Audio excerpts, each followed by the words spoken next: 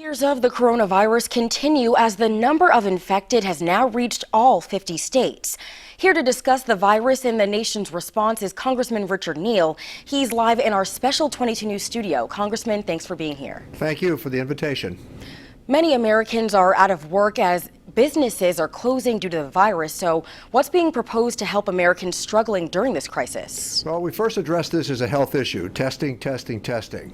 In the early hours of Saturday morning, we were able to put together an extended unemployed package for those who would need those benefits.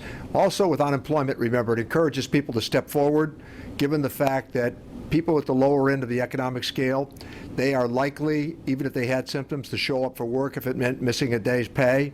So we think by extending the unemployment safety net, that will go a long way toward accomplishing not only testing, but the security that they need to go forward. In addition, free testing was part of that legislative package. And we also, I think, will now begin to provide opportunities for people with family medical leave. That's another consideration.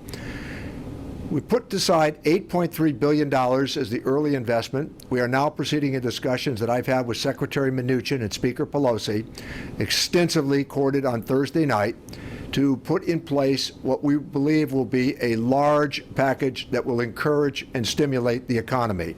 People, again, at the lower end, they're going to need an infusion of cash, particularly those that might lose their jobs. The argument now and the discussion that's taking place is largely based upon how we get that money into the pockets of people who most need it. If that were extended to people at the very top, they would likely save it. The idea, again, is for middle and lower income people to receive an infusion through a check.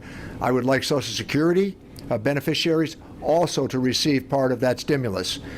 It's important to understand that those frontline workers in healthcare, we need to make sure that they're protected with necessary equipment. And I also think that as part of our stimulus package, we need to get moving on highways, roadways, bridges, and airports, because the stage that we're in now is the emergency stage. When we come out of that, we're going to proceed to a stage of continued economic growth.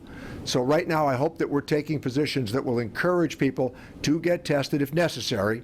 If you don't need to be in a hospital, you shouldn't go to the hospital. There are basic things that we can all do, but I think that many of the positions that we've taken in Washington will reach an accommodation that will be beneficial for not only the health care of the American people, but jumpstarting the economy in the weeks ahead. All right, Congressman, I want to quickly touch on the president's proposed $1 trillion economic stabilization package. Do you have any concerns on that? Well, I think that we agree on the number. In fact, if you recall, it was about a year ago the president volunteered a $2 trillion number before the coronavirus actually was discovered. So I think that we're going to go through it, we're going to sort it, and I believe that there will be parts of it that we will agree with based upon, again, getting money into the hands of the people that most need it, and at the same time understanding that this is an opportunity here to rebuild and restructure parts of the American economy.